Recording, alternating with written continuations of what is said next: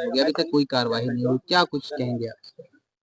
देखिए, ऐसी देश में, इस प्रदेश में ऐसी कई घटनाएं हो रही हैं और जिसके ऊपर बिल्कुल कार्रवाई नहीं हो रही है। अभी ये तो बहुत बड़ी घटना है।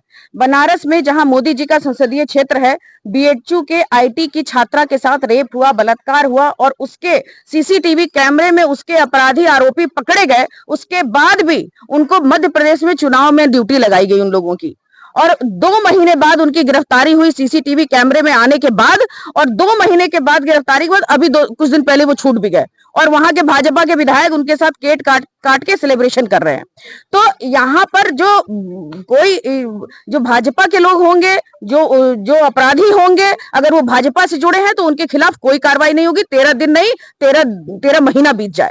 और यहाँ पर तो सरासर पूरा गांव बता रहा है, पूरे लोग बता रहे हैं। एक छोटी सी बिटिया है, वो कहते हैं बच्चों के अंदर भगवान होते हैं, वो बता रही है कि उसके साथ वो स्कूल गए 2 दिन पहले, घर पर थे और बाहर से उठा के ले गए और तीसरे दिन उसका एनकाउंटर कर दिए। तो जब उसी में लिप्त है पुलिस, उसी में लिप्त है एसटीएफ, तो फिर कौन न्याय करेगा? जब यहाँ राजा ही अपराधियों को शरण दे रहे हो तो ये न्याय कौन करेगा? तो जब सारे लोग मिले हैं तो ये न्याय होना ही मुश्किल है। अभी बता रहे हैं इनके पिताजी की इतने दिन 13 दिन हो गए, अभी तक पोस्टमार्टम की रिपोर्ट नहीं आई। अभी उस बच्ची से मैं पूछी, इतना मतलब दयनीय स्थिति है परिवार की आर्थिक रूप से, इनको कोटेदार राशन का उनके पास राशन कार्ड भी नहीं बना हुआ है। बताइए क्या ये शासन है, क्या प्रशासन है? और किस बात की ये बात करते हैं, किस बात का कहते हैं कि सबका विकास, सबका आगे ध्यान रखते हैं, सबका साथ सबका विकास। तो ये सब गलत बातें हैं, आरोप है, जुमलेबाजी है। और इस तरह से जो पुलिस की कार्रवाई है, मतलब निरीह प्राणियों पे, जो सही में जो अपराधी होगा, जो सही में जो कार्य में लिप्त रहा होगा, वो उसका तो कुछ नहीं हुआ। ये बेचारा इतना कम उम्र का लड़का, और उसको गोली मार दी गई और हत्या कर दी गई। योगी जी कह रहे हैं कि जब कोई भी अपराधी मारा जाता है तो अखिलेश यादव को सबसे ज्यादा तकलीफ होती है। कोई भी अपराधी मारा जाता है तो जब अपराधी नहीं हो तो अखिलेश यादव को तकलीफ होती है। अखिलेश यादव जी को तब तकलीफ होती है जब किसी बेगुनाह की हत्या की जाती है। अखिलेश यादव जी को तब तकलीफ होती है जब किसी को जाति के नाम पे उसको मारा जाता है या उसके साथ अन्याय किया जाता है। अखिलेश यादव जी केवल समाज के सभी लोगों के लिए काम करते हैं और सभी लोगों के साथ न्याय करना चाहते हैं। अखिलेश यादव जी को जब किसी महिला के साथ रेप अत्याचार होता है तब तकलीफ होती है। जब कहीं नौजवानों को रोजगार नहीं मिलता है आज के समय में और वो आत्महत्या करने को मजबूर होता है, तब तकलीफ होती है।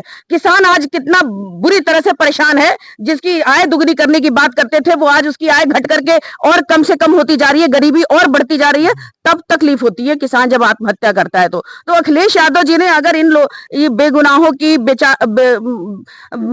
बेगुनाह लोगों की अगर आवाज न उठाते तो आज इस उत्तर प्रदेश में कोई आवाज उठाने वाला भी नहीं था। मैडम क्या लग रहा योगी है, आदित्यनाथ कहते हैं कि जो है जहां लूटकांड हुआ है वहां पर वे तमंचा लहराते हुए लूटकांड होता है, तो यदि वहां पर कोई ऐसा व्यक्ति होता जिसको जो है गोली लग जाती, क्या जो है अखिलेश यादव उसकी जान की जो है जिम्मेदारी लेते, उसकी मौत का जिम्मेदार बनते? अभी जो कहने वाले कहते रहे, जहां लूट हुई है वहां इनके पिताजी बता रहे हैं कि जिसको वो मंगेश यादव बता रहे हैं वो मंगेश यादव था ही नहीं।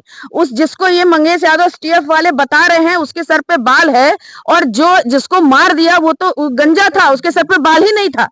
वो किसको मारने की बात कर रहे हैं, किसको फंसाने की बात कर रहे हैं, किसको मंगेश यादव कह रहे हैं और किसको अपराधी कह रहे हैं? जो वो लेफ्ट हैंड में जो तमंचा पकड़ा हुआ दिखा रहे हैं मंगेश यादव, तो राइट हैंड से सारा काम करता था। इनके घर के लोग बता रहे हैं। तो फिर ये किसको गोली मारी इन लोगों ने, किसको अपराधी बनाया, किसकी हत्या कर दी इन लोगों ने?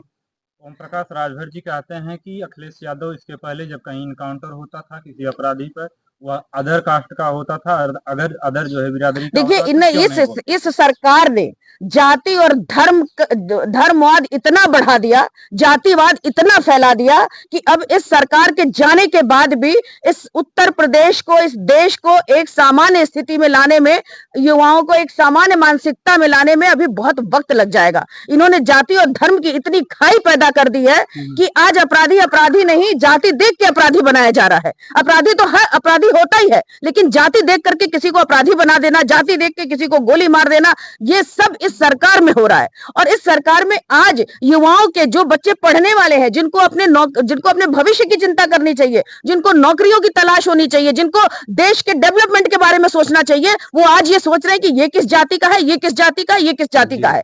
तो इस तरह से देश को जाति की खाई में इस सरकार ने बांट रखा है और इसका खामियाजा इस पूरे देश को, इस देश के युवाओं को भुगतना पड़ेगा आगे बहुत सालों तक।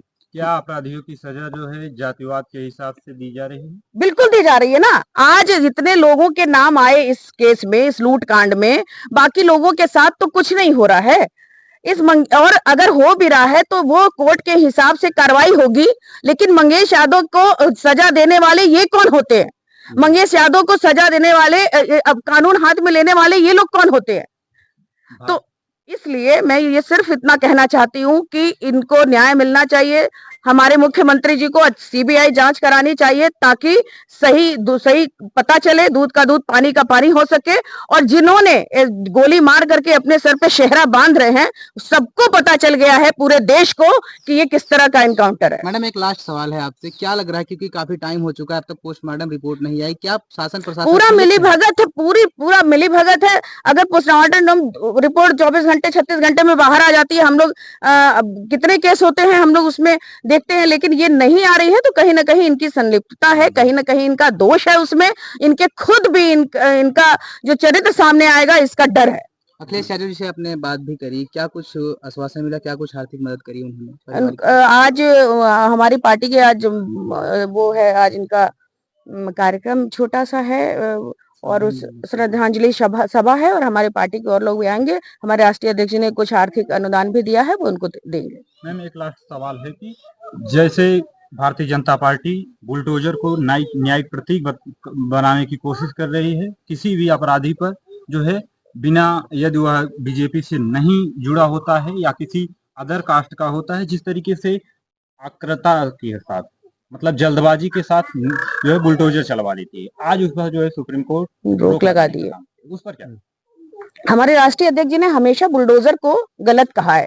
बुलडोजर, अगर कोई व्यक्ति, किसी से कोई अपराध हो, कोई गलती हो, तो घर किसी के नाम से, उसके खानदान में माँ के नाम से, बाप के नाम से, किसी के नाम से हो, वो घर गिराने चले जाते हैं। ऐसा पहली बार इस सरकार में हो रहा है जो बुलडोजर से सजाएं दी जा रही हैं। बुलडोजर से पूरा का पूरा परिवार, उसी परिवार को सजा दी जा रही है। राष्ट्रीय अध्यक्ष जी ने हमेशा विरोध किया। ये कहते हैं हमारे मुख्यमंत्री जी कि बुलडोजर वही चला सकता है जो बहुत हिम्मत वाला होगा, जिसके पास जिगर होगा। बुलडोजर के पास कहाँ कोई इमोशन है, बुलडोजर के पास कहाँ कोई आंख है, नाक है, कोई समझ है।